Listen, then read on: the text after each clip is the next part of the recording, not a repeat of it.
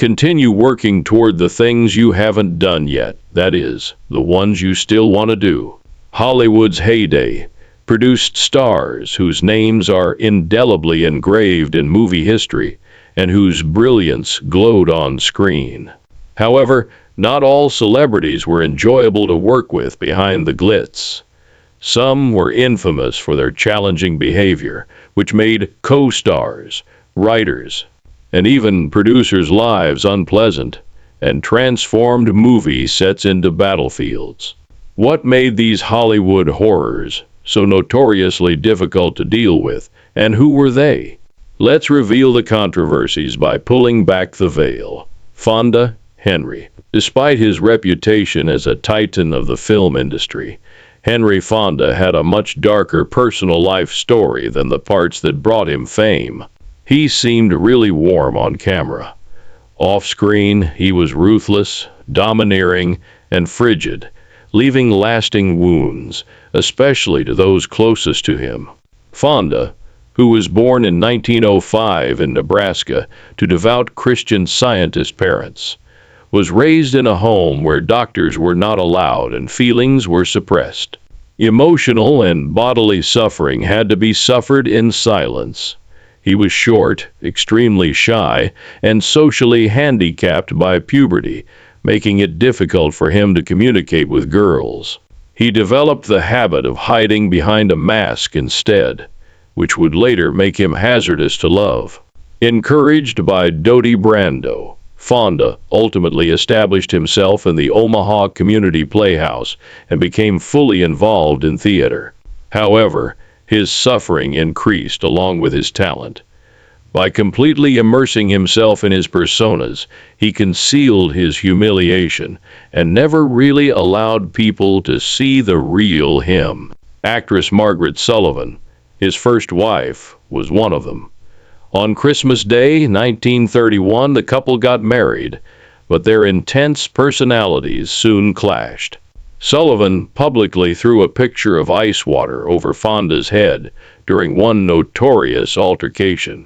In just 2 months, the marriage hobbled to an end. His second marriage to Frances Ford Seymour, a socialite, appeared to be ideal. Had a thriving Hollywood career and 2 kids, Jane and Peter. However, the emotional distance Fonda had always maintained solidified when he also left for Welly. He was unable to show love, prone to volcanic outbursts, and colder when he returned. Jane remembered thinking that in order to be loved, she needed to be flawless.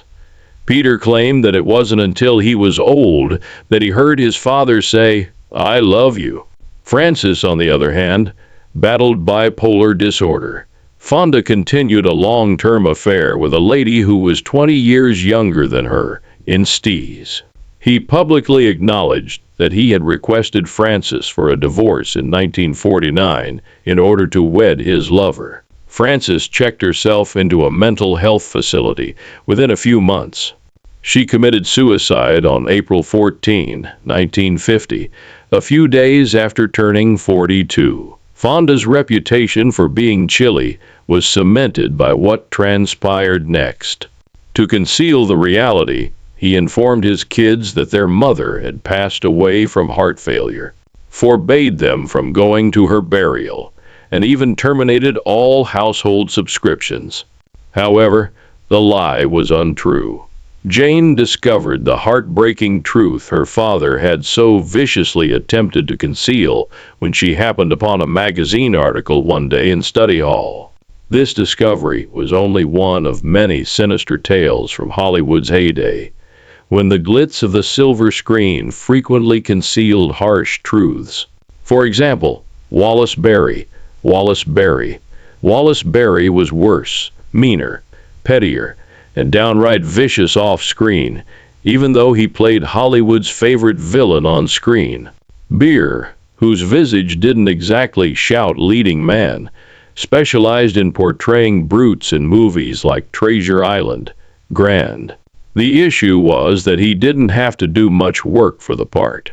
Beer, who was born on April Fool's Day in 1885, appeared destined to disgrace anyone who put their trust in him.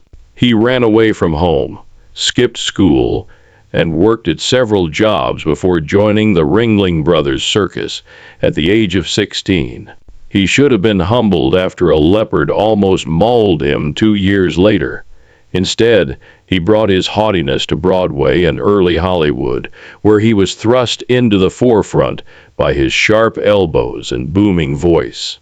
Gloria Swanson, 16, was his first actual victim, and he met her there.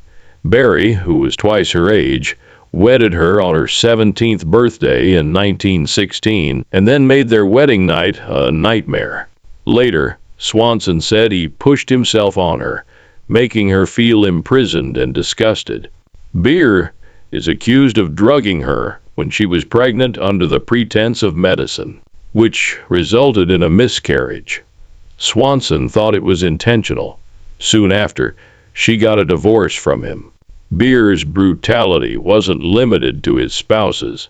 His ego soared along with his celebrity. He pushed away his young co-star, Jackie Cooper, following heartfelt moments on The Champ, treating him like an unkempt dog.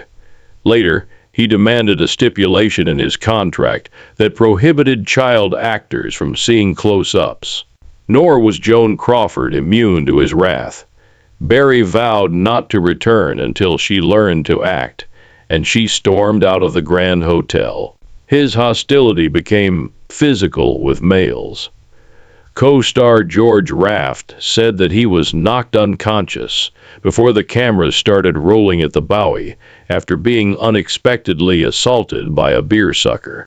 Beer actually gave 16-year-old Mickey Rooney a slap on slave ship, knocking him to the ground. Director Tay Garnett made it apparent right away that Beer may be struck by heavy machinery if he didn't stop. Nevertheless, Hollywood continued to employ him, unaware that his villain on television was based on a real person. Audiences loved him. Beer tried to project the image of the endearing outlaw, but his coworkers knew better. He was a thug who punched his way through sets and preyed on his young, degraded co-stars. Wallace Beer stood out as the type of man who could transform any movie setting into a battleground in an industry full of egos. Dunaway Fay. Despite being a member of Hollywood aristocracy in the 1970s, Faye Dunaway's reign behind the camera was turbulent. She was more than just the face of New Hollywood at the height of her fame.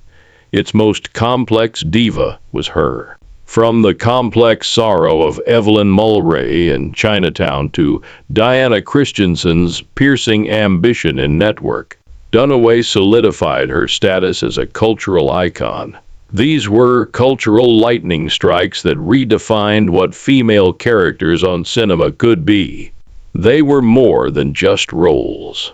Although spectators were enthralled, her collaborators frequently found themselves caught in her orbit, and not in a positive way. Chinatown was a seismic event in film. Its enigmatic premise and notorious My Sister, My Daughter revelation are among the most startling scenes in movie history. Although Dunaway had a fantastic performance, her off-screen altercations caused severe damage. Dunaway and director Roman Polanski got into one of Hollywood's most infamous feuds. Industry legends include tales of yelling contests, creative impasses, and even a notorious event involving a thrown cup of drink. She continued to be volatile from the beginning. Her co-star in Chinatown, Jack Nicholson, gave her the moniker Dunaway, which said it all about the stress she produced. Sometimes he would even simplify it to simply dread. The industry rapidly became aware of her reputation. She gained recognition for her unexpected and frequently antagonistic working style, in addition to her stunning performances in shows like Bonnie and Clyde, 3 Days of the Condor, and Network. B. Davis. herself no stranger to Hollywood feuds, didn't mince words, labeling Dunaway one of the worst people she had ever worked with. A scathing declaration from a woman renowned for her unwavering character. Her unyielding attitude was perceived by some as the hallmark of an artist who was unwilling to compromise. Others saw collaboration as a nightmare because of the utter toxicity, which included outbursts, unreasonable demands, and cold detachment, never knowing if they would receive the brilliant actor who could control a scene with a single look or the explosive force who could ruin a day's work. Directors and co-stars had to tread carefully. Kirk Douglas. Kirk Douglas, the ragman's son, wasn't the only one who fought his way to fame.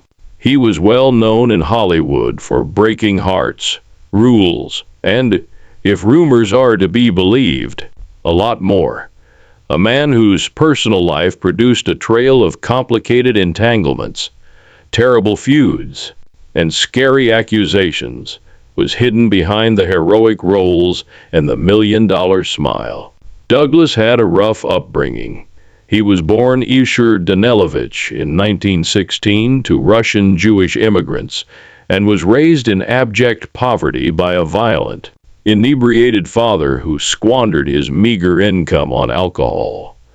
Douglas carried that vicious appetite into Hollywood after learning early on that he had to battle for every scrap in order to survive. One of his earlier loves was already unsettling. His English instructor, Miss S. Louise Livingston, wooed him when he was barely 14 years old, taking their poetry class outside to her house, and finally having an affair with him. Even though Douglas would later romanticize this relationship, there was no denying the power disparity, which may have contributed to the entitled predatory tendencies that he carried into adulthood.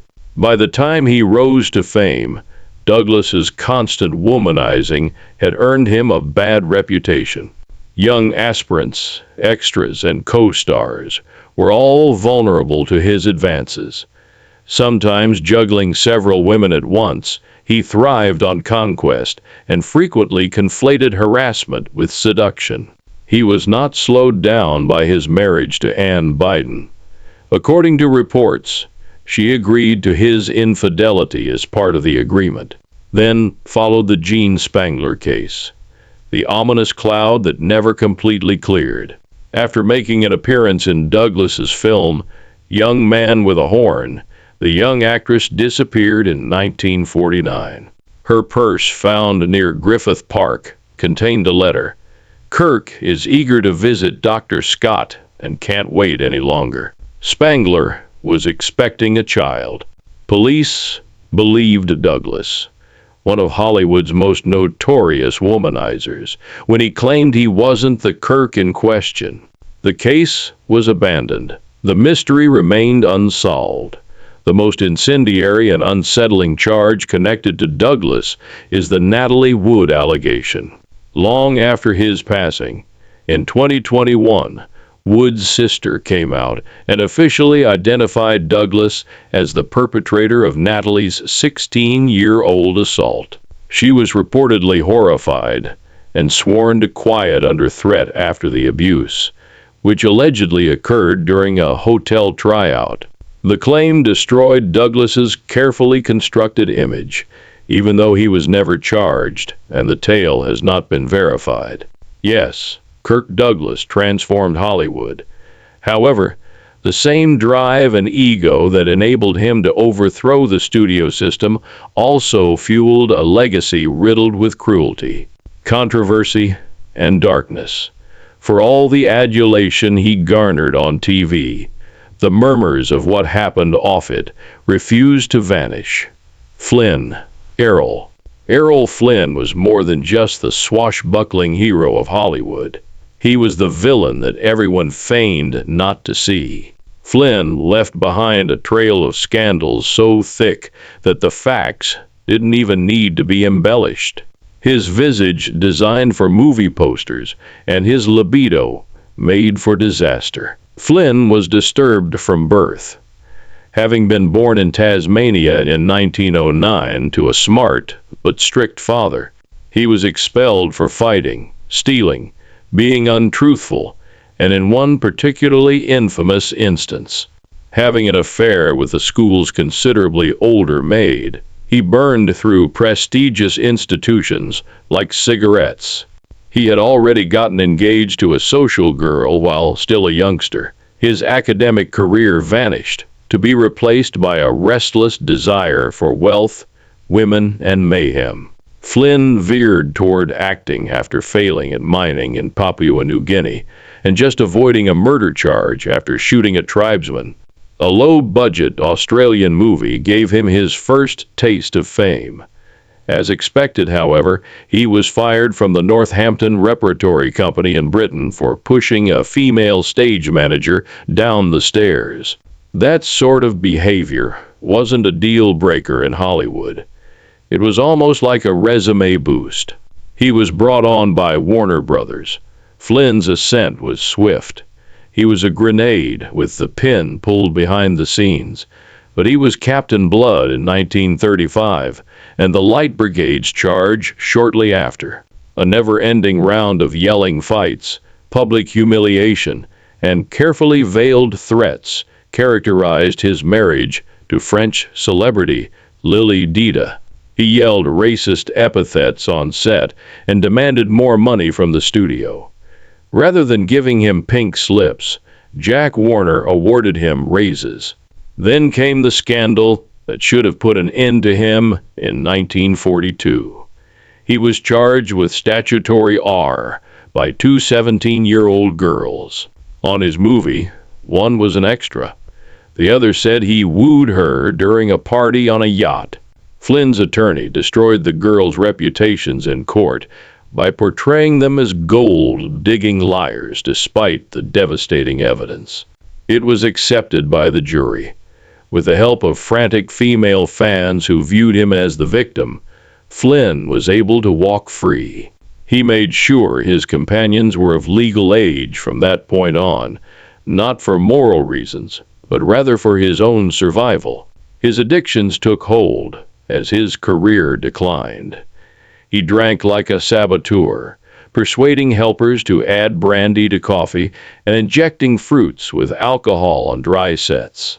Nora Eddington, his second wife, was beaten during his drug-fueled outbursts and once required a cast after he chewed her arm.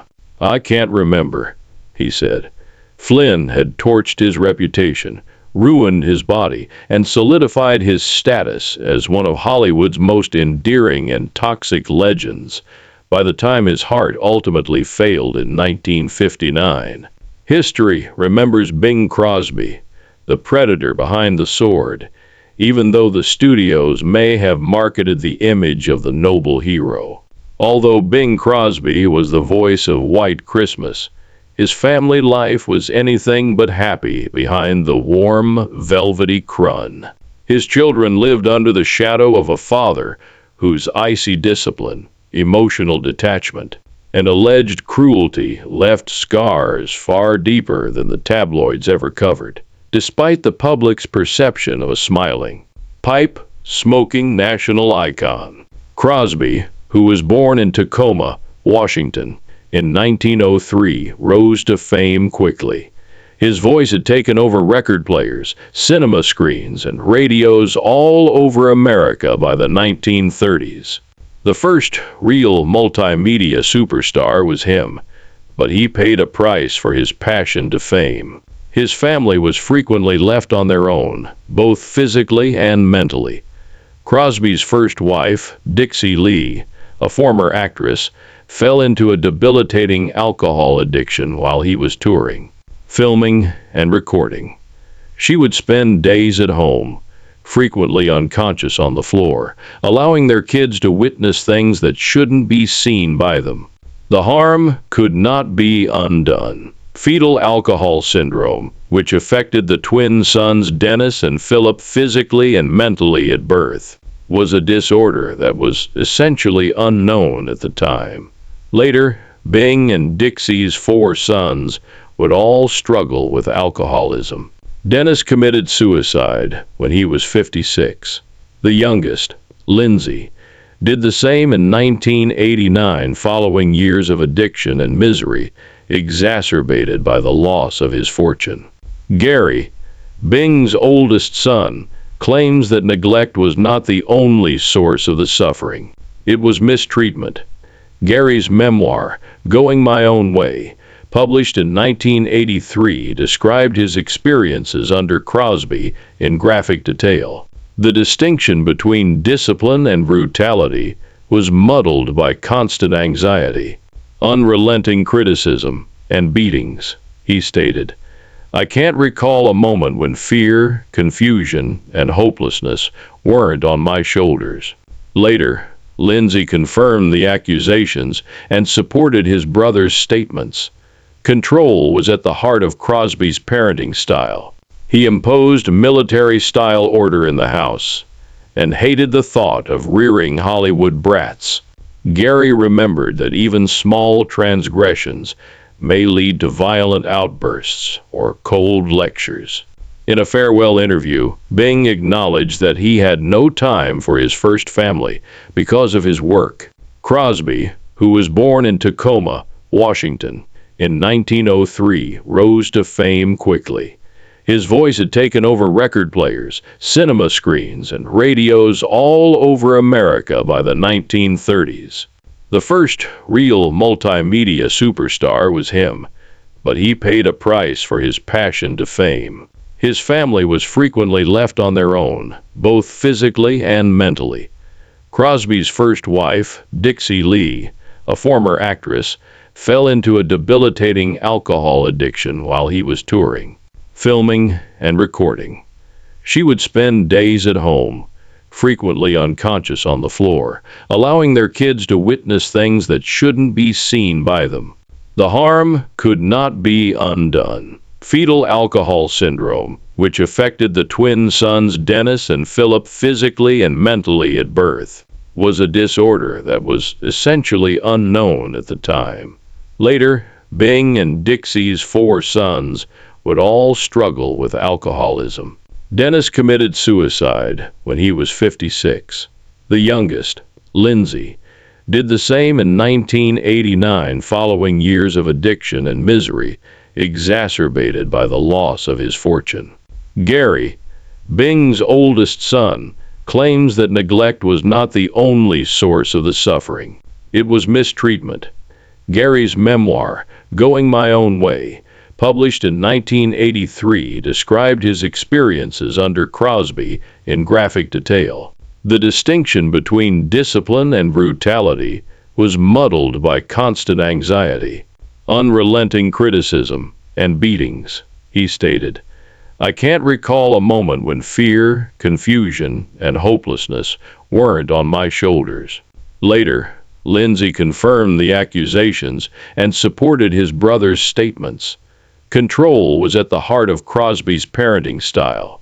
He imposed military-style order in the house and hated the thought of rearing Hollywood brats.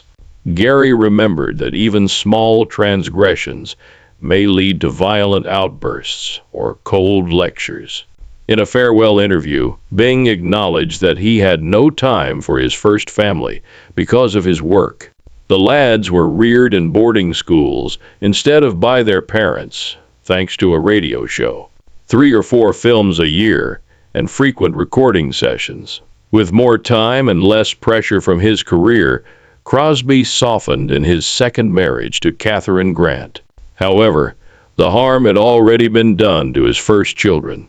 The meticulously cultivated public image was irreparably damaged by the time American Masters Bing Crosby was uncovered and shown in 2014. Bing was regarded by admirers as the voice of the golden age.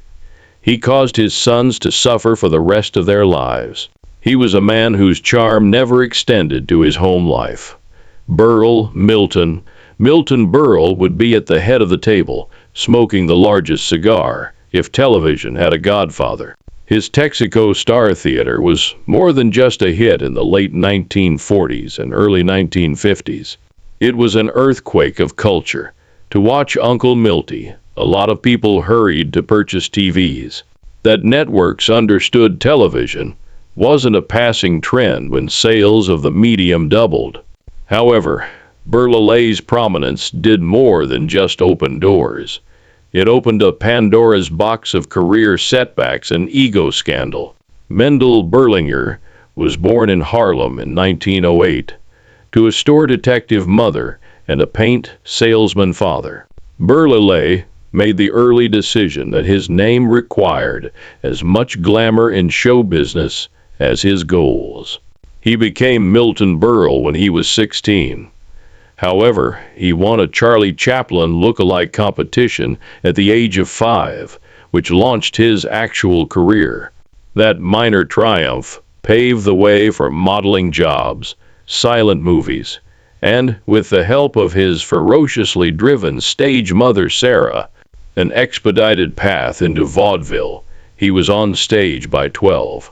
At 16, he was an MC. Sarah found a route out of poor living in her kid. In addition to talent, she even orchestrated his first huge laugh by instructing him to purposefully make a Broadway dance move go wrong, transforming an accident into a nightly joke. Berle gained notoriety as a quick-witted comedian who could inhabit any space, albeit occasionally the incorrect one. In one notorious instance, he roasted a gangster who was in the audience. Berle was stabbed twice with a fork that night and left with 8 stitches. Berle's private life was equally disorganized. In 1941, he wed showgirl Joyce Matthews, with whom he later divorced in 1947, remarried in 1949, and divorced once again in 1950. Evidence that second chances are sometimes merely second chances. Berle claimed to have had enough lovers between marriages to match a Hollywood directory, including evangelist Amy Seal McPherson and Marilyn Monroe, who vehemently denied having any. In 1979, Saturday Night Live discovered the hard way that Berle was a live remnant of old-school humor of the 1970s. The cellar's instability extended beyond the house. It tainted his writing. A case study in creative sabotage was the making of Ghost in the Noonday Sun, which was a nightmare for director Peter Medic. In order to prevent shooting and starting confrontations on set, Sellers would arrive nude and perform headstands and fake heart crises. The movie went directly to DVD, another victim of his unpredictable actions. Here's the frustrating conundrum, though. Sellers was memorable because of his compulsive perfectionism, which also made him enraged. He had the ability to inhabit characters so completely that viewers lost sight of the performance. In this way, Peter Sellers was his own greatest enemy, as well as a humorous genius. A man who was capable of vanishing into anyone but himself. Orson Welles was more than just a master of art. Egos, patience, and production schedules were all scattered in his wake as he stormed into every room like a hurricane. At 25, Citizen Kane did solidify his status as a cinematic genius, but it also permanently damaged him. Welles was allergic to compromise because of the unheard-of creative control he had on his debut, and every studio that followed felt the pinch. To him, collaboration did not equate to teamwork. Everyone else was figuring out how to avoid his pull.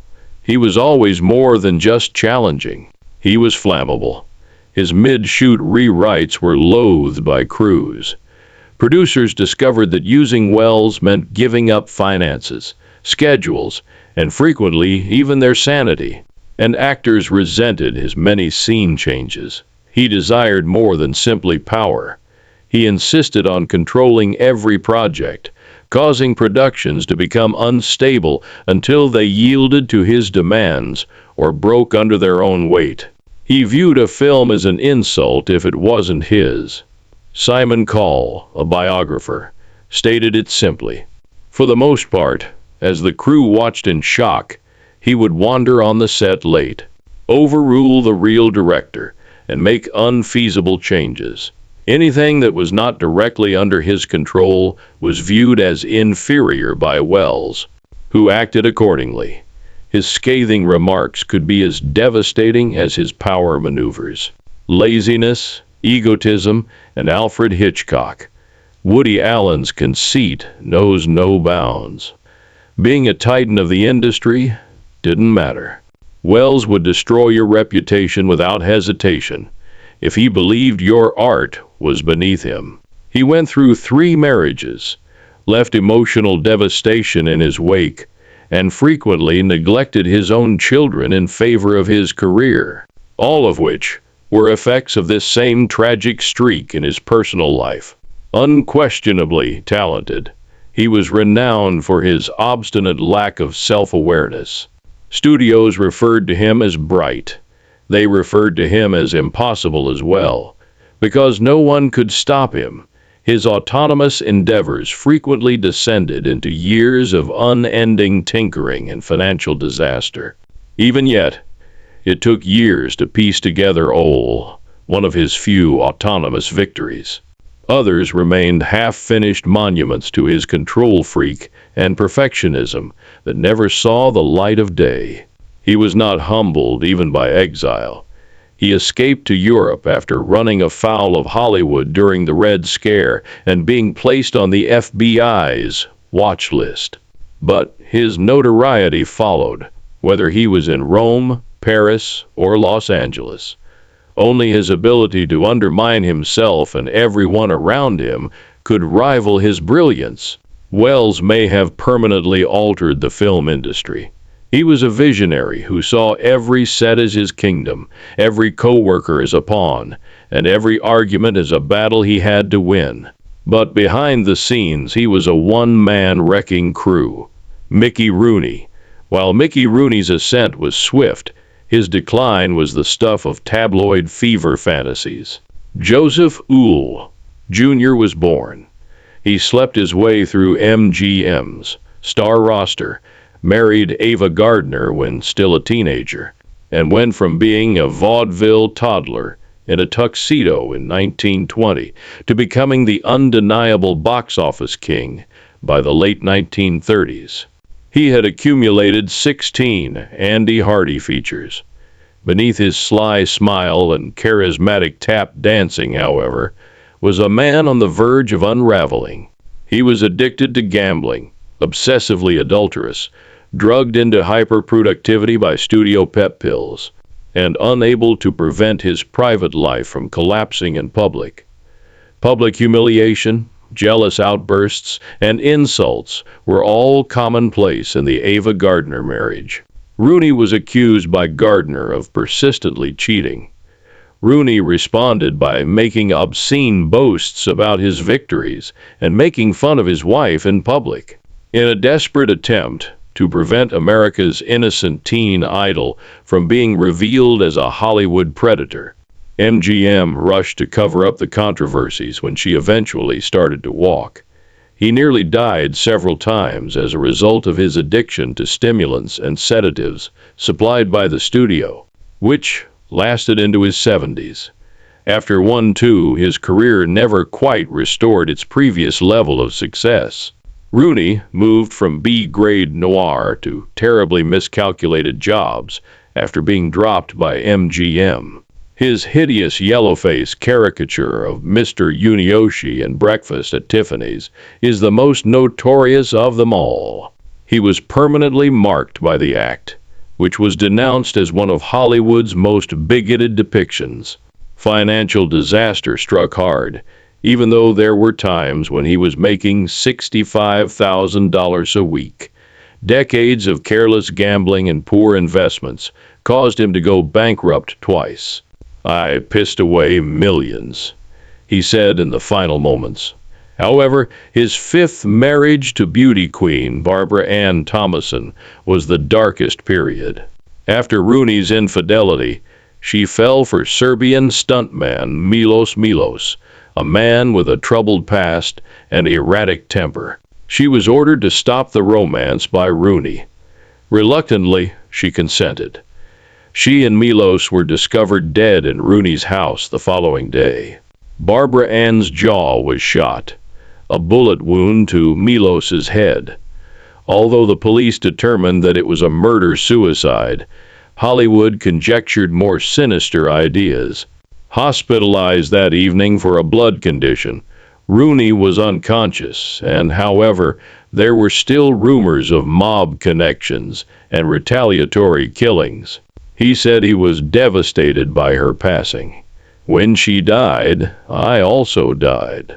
The former box office king was working cheap pantomimes by his last years, suffering from a violent stepson who allegedly withheld food and medicine and stole his money. The tragedy of Mickey Rooney is more about self-destruction than waning fame. A warning about what happens when Hollywood quits defending its own and unbridled talent meets unbridled vices. Which performer from the golden period do you believe was the most challenging to collaborate with? Please let us know what you think in the comments section below. Remember to subscribe, like, and share. Click the following video that appears on your screen as well.